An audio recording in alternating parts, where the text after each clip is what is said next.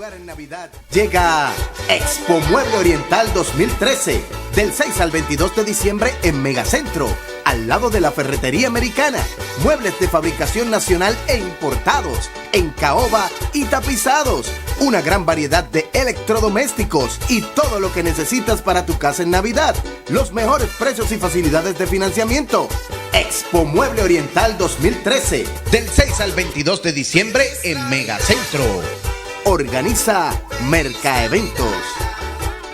Invita Fundación Tony Boca.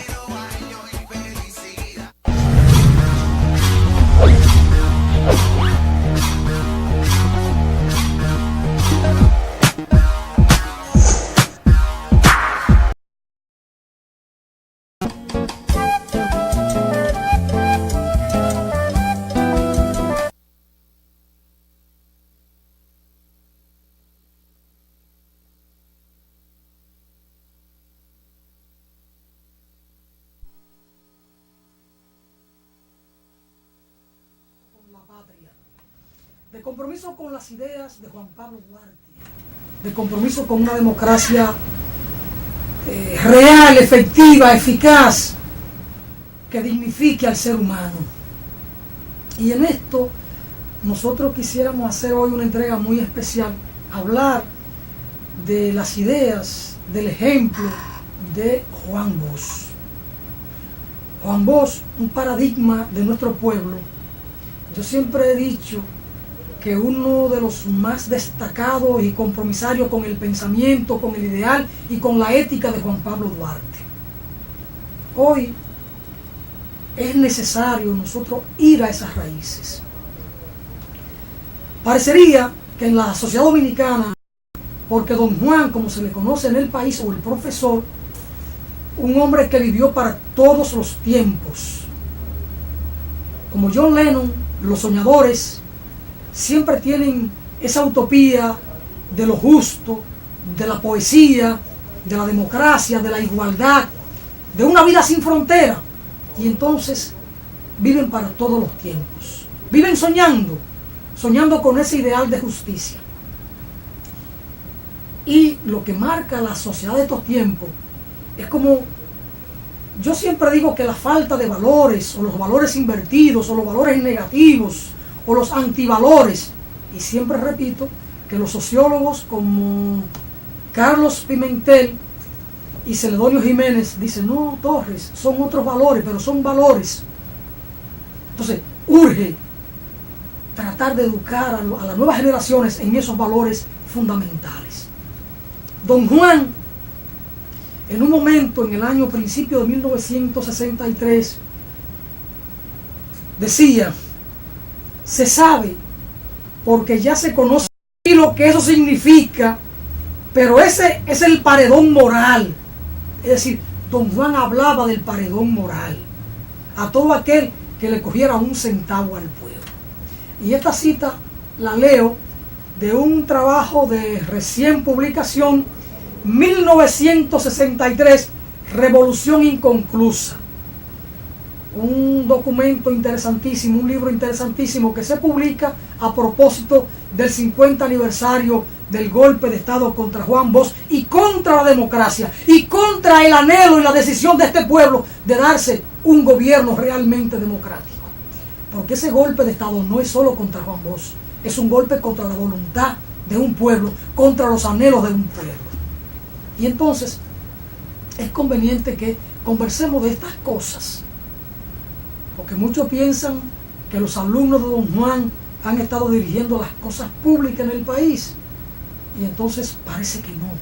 Pero bueno, de estas cosas sin prácticas reales no vamos a conversar. Vamos a tratar de tener una conversación con el autor de este libro, 1963, Revolución Inconclusa, Elíades Acosta Matos. Sostiene la tesis de que fue una revolución lo que don Juan inició y que es una revolución a la literatura y al pensamiento social dominicano. Muchas veces los encontramos los sábados en el periódico El Diario Libre, haciendo ahí algunas anotaciones, algunos aportes interesantes. Elíades, una vez más aquí en Voz para el Cambio, me alegra que acepte compartir tu escaso tiempo conmigo y con los que siempre nos dan el placer, el honor de seguirnos en este programa. Así que gracias, Elías Acosta, por estar con nosotros en este espacio. Y para empezar, una pregunta así breve. ¿Qué piensa Elías Acosta Matos y los intelectuales cubanos de los últimos 50 años quizás de Juan Bosch? ¿Cómo ven en su imaginario el nombre de don Juan? Bueno, Alfonso, muchísimas gracias por invitarme al programa, que es un programa aportativo en tanto apuesta por el pensamiento crítico del espectador y aporta elementos de memoria latinoamericana y caribeña en nuestro país, sino porque también fundó una familia cubana y porque aportó a la política y al pensamiento político cubano en su momento. En la dimensión política, Bosch se le recuerda como líder del exilio dominicano, fundador del PRD en el Cano, en el año 39, en las afueras de La Habana. Se le recuerda como muy cercano en un momento determinado al Partido Revolucionario Cubano, auténtico del momento, que era un partido que surgió en la estela de la derrota de la tiranía de Gerardo Machado en agosto de 1933, y que en la figura de Grau San Martín tuvo un momento revolucionario en el año 34 que se llama en Cuba el gobierno de los 100 días, el gobierno revolucionario de los 100 días.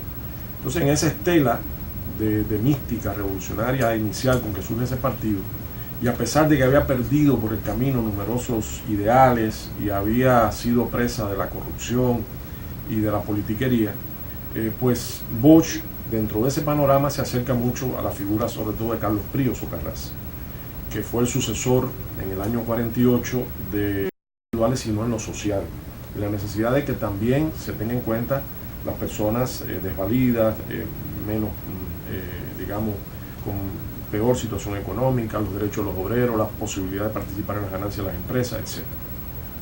Eliminar la discriminación racial, abogar por la reforma agraria. Bueno, mucho de lo que vamos a ver después aquí en la Constitución del 29 de abril de 63.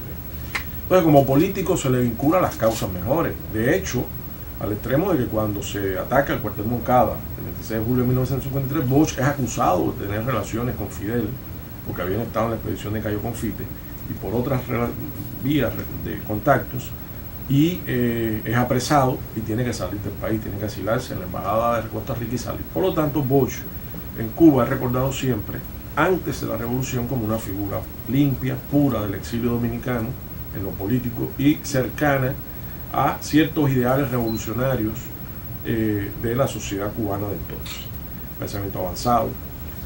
Luego de la revolución, Bosch es visto, percibido como ese hombre, ese político que llegó al poder por las primeras elecciones libres en diciembre del 62 en este país, y que trató de implementar un grupo de cambios que en su momento no fueron bien entendidos por las razones geopolíticas que rodeaban al proceso, ni por la izquierda ni por la derecha.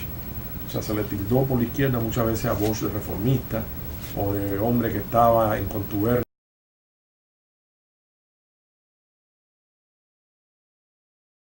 Que es también el gran recuerdo que se tiene de Bosch, la gran imagen que se tiene de Bosch por los aportes literarios a la literatura del continente y del mundo. Cuando don Juan es apresado en Cuba en el 53 por el asalto al cuartel Moncada, quien intercede por Juan Bosch es Enrique Loynaz y Castillo. Así es. Un general que estuvo en la guerra necesaria con Máximo Gómez. Así es. Enrique Loynaz y Castillo nació en República Dominicana y en Puerto Plata, pasó un tiempo en Puerto Plata, pasó un tiempo en Azo y retornó a Puerto Plata y se va de aquí con 19 años. Es un dominicano más, pero aunque nació y vivió aquí sus primeros años, él estaba marcado en su corazón por la identidad cubana. Y es el padre de una poetisa muy luminosa en Cuba, Dulce María Loynaz. Pero bueno, no me quiero meter en esa parte porque voy a distraerme de la conversación contigo.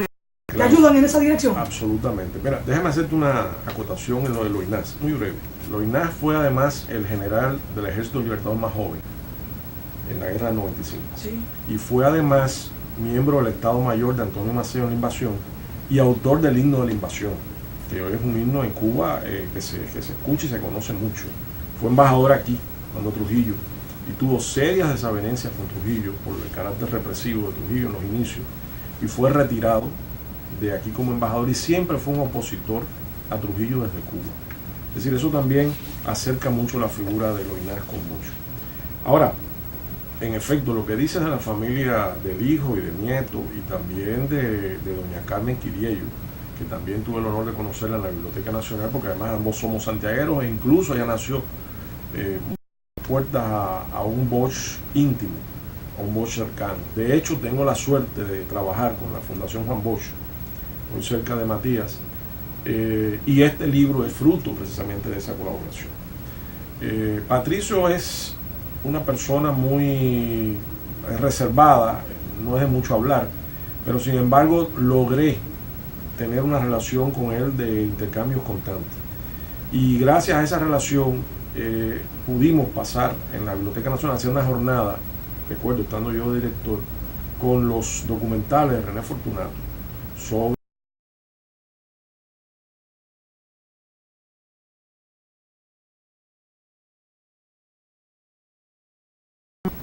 para entender al cubano y las circunstancias históricas de Cuba.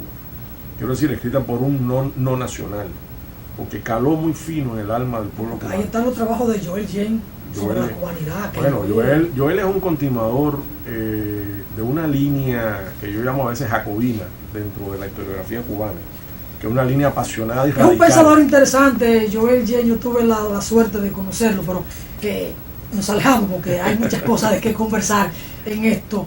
Elías, en la República Dominicana de hoy, el nombre de Don Juan, sus ideas, su pensamiento, como que van quedando, no tanto en el olvido porque es un nombre de la historia reciente, pero de los familiares de Don Juan, parecería que Matías Bosch, el nieto, del tiempo, y entenderlo sobre todo en su mensaje ético. Ahí estaría el cordón umbilical entre el nieto y el abuelo. Matías es un hombre muy preocupado por su tiempo y por su sociedad, muy inmerso también en conectar lo que está pasando aquí con la realidad latinoamericana, con el proceso de cambio en América Latina. A través de su acción, la Fundación está propiciando un lugar de encuentro del pensamiento más avanzado latinoamericano aquí en el país, para actualizar, para intercambiar, para mutuamente fecundarse, con unas jornadas que se hacen una vez al año. Y por aquí ha pasado, por ejemplo, Isabel Rauber, Atilio Borón, bueno, una cantidad grande de pensadores y de investigadores sociales, sociólogos, filósofos, que están pensando, están acompañando los procesos de cambio en América Latina.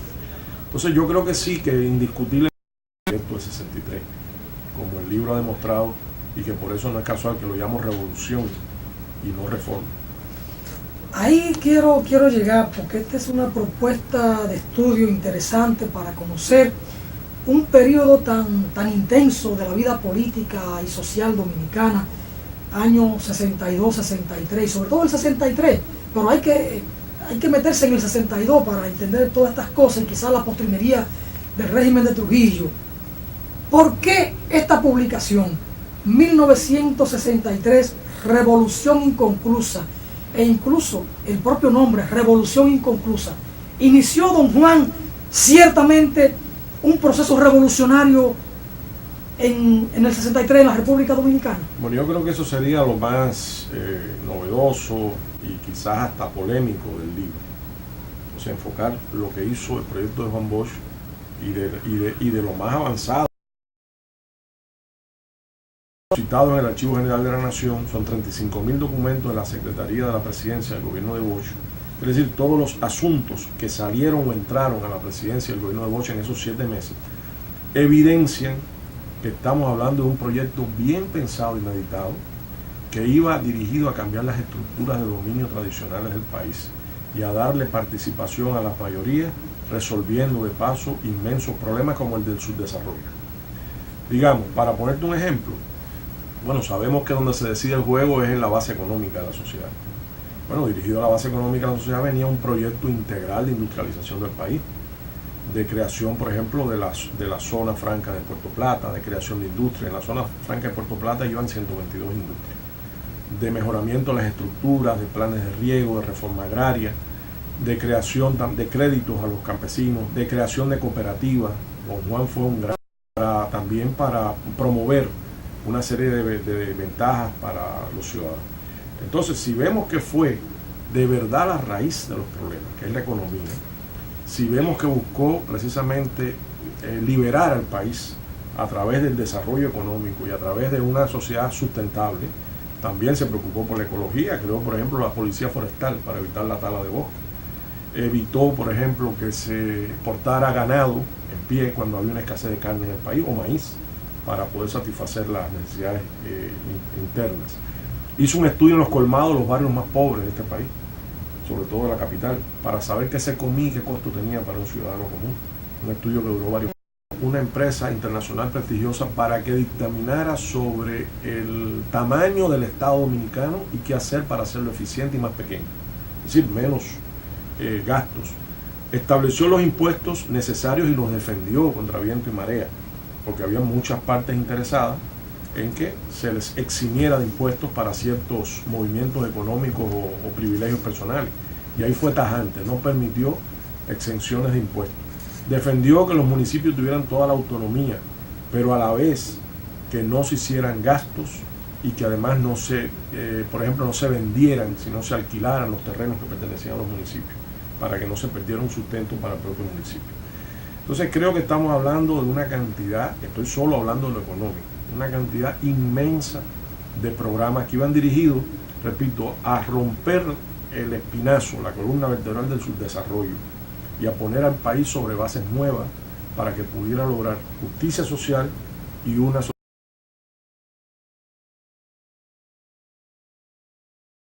Pero tenemos un resentimiento que solo se nos acabará cuando sepamos que ningún dominicano se acuesta sin comer.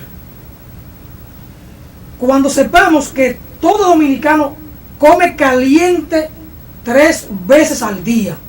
Y aquello, lo de las 3 papas calientes de que hablaba Juan Bosch, caló muy hondo en el pueblo dominicano. Bueno, eso le dio el triunfo en unas elecciones libres, pero que además en un partido prácticamente desconocido en el país, un líder que había vivido 22 años en el exilio, sin embargo conectó enseguida con las ansias libertarias y las necesidades básicas del pueblo dominicano. Por eso recibió más del 60% de los votos en las elecciones del 20 de diciembre del 62, y por eso sí tuvo apoyo su gobierno. O sea, aquí hay una serie de mitos alrededor del gobierno de Bosch que el libro combate, sobre todo en el epílogo, abiertamente. En Bolivia, se aplicaron aquí. Todo el aparato de inteligencia, de subversión, de descrédito, todas las herramientas de guerra cultural fueron aplicadas contra el gobierno de Bosch desde el primer día. Porque si bien es cierto que contó como, o sea, no contó, digamos, con una simpatía de la administración Kennedy, sí se vio la posibilidad de hacer un experimento en el país, en el marco de la Alianza para el Progreso, que impidiese, con ciertas libertades, que República Dominicana y otras naciones se convirtieran en una segunda Cuba. Eso tuvo una cierta, vamos a decir, aquiescencia del gobierno de Kennedy en los inicios, pero se empezó a conspirar de inmediato contra Bush, porque el gobierno de Kennedy mismo estaba fragmentado. Estaba la parte liberal, representada por Kennedy, representada por Marshall Bundy, por Schlesinger, por el propio embajador norteamericano aquí, John Barlow Martin, y estaba la parte dura, el núcleo duro del Pentágono, la CIA, que habían acabado de sufrir las derrotas de Playa Girón en Cuba, que habían acabado de sufrir, porque los acontecimientos evidencian que terminó en la muerte del propio Kennedy. Pero también contra la voluntad de un pueblo que expresó libérrimamente su deseo con el voto. Absolutamente. En este mismo discurso de don Juan, al que hacía referencia el 1 de septiembre del 62, don Juan dice, y esto es a propósito de una situación de los trabajadores de la Central Romana que fueron cancelados, que don Juan responde a esto, y dice, ser correcto no quiere decir ser traidor al pueblo. Ser correcto no quiere decir ser traidor al pueblo. Nosotros somos sinceros, somos correctos, siempre debemos decir la verdad, porque callar la verdad es no corresponder con los intereses. Dice don Juan algo interesantísimo que tú acotas más adelante. Ha llegado la hora, dice don Juan, de que los hombres públicos y su familia rindan cuenta al día y al centavo de cada peso que tienen, de cada peso que reciben y de cada peso que gastan. Es decir, Si usted tiene un patrimonio, diga cómo usted lo adquirió. Eso tiene que estar documentado, hay que rendir cuenta. Y dice don Juan, esta no va a ser solo la campaña del pueblo por su mejor acción económica y social. Esta campaña será también la campaña de la moralidad pública. Por eso yo empecé el programa hablando de lo que era el paredón moral al que aludía don Juan en uno de sus discursos. Porque para don Juan la ética era fundamental. ¿Y por qué? Simple y sencillamente porque don Juan fue un hombre comprometido con el pensamiento del padre de la patria. Y el primero que en este país rindió,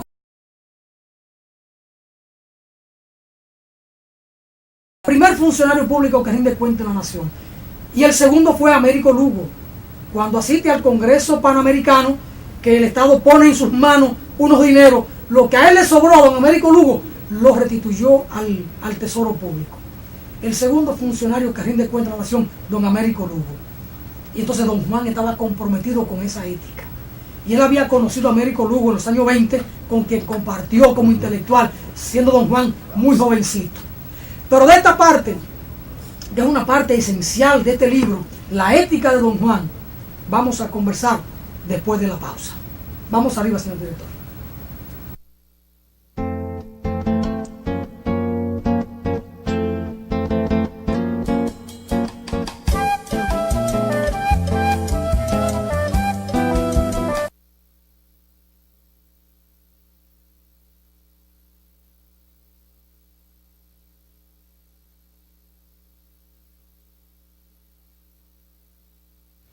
Cuando usted vaya a comprar o vender una casa, un apartamento o un solar, piense en Felga S.A., una compañía de bienes raíces 5593.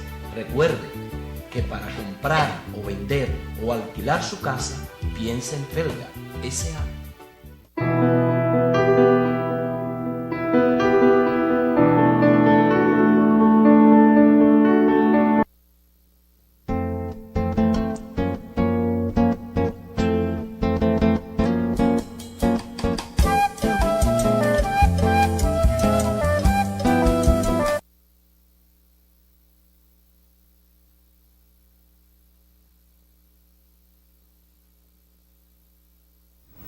Seguimos en su espacio Voz para el Cambio, conversando en esta oportunidad con Elías de Acosta Matos, historiador cubano, con quien informe o aquel discurso de Juan Bosch el 20 de febrero del 63, 7 días antes de tomar posesión, y don Juan hace una especie de rendición de cuentas de su viaje de 4 semanas fuera del país, sobre todo por Europa, cuando trae la posibilidad o la información de traer capitales europeos a la República Dominicana para no depender tan solo de los inversionistas norteamericanos.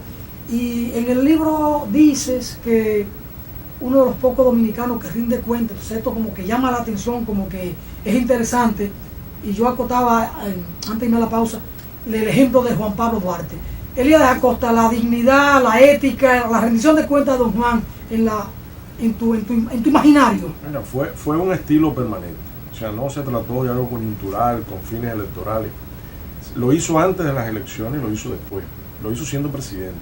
O sea, hay que ver los extensos informes por televisión y radio del presidente Bosch en las noches, por horas, rindiendo cuenta de cada centavo, de cada tubo para acueductos, de cada edificación que se hacía, de cada proyecto, de cada problema nacional, los problemas con el clan Trujillo que conspiraba desde fuera contra el país, los problemas entre el avance, entre comillas, de lo que ellos llamaban el castrocomunismo en República Dominicana, y ante la firme respuesta de Bosch, que luego le informa al pueblo públicamente en la rendición de cuentas en la televisión que sale publicada en el Caribe el día 18,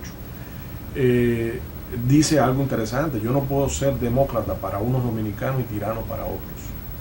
Aquí todo el que cumpla la ley tiene derecho a hacer su actividad política y tiene derecho a convivir como dominicano, incluso regresar al país, cosa que no se quería permitir.